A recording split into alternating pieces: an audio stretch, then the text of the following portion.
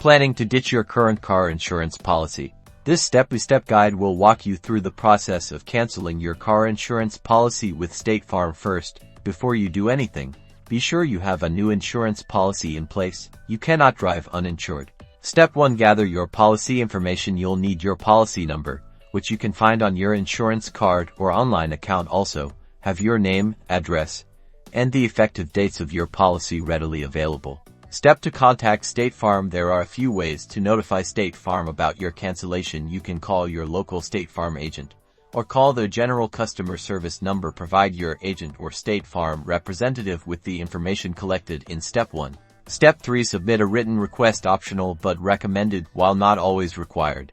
It's wise to send a written cancellation request. This provides a documented record. You can either write a letter or submit a cancellation form, a form which, in some instances, your agent might be able to provide to you. Be sure to include your policy number, the effective date of cancellation, and your signature. Step 4. Understand fees and refunds. State Farm may charge a cancellation fee, depending on your policy terms and state regulations in general. If you've prepaid your premiums, you're most likely due a refund.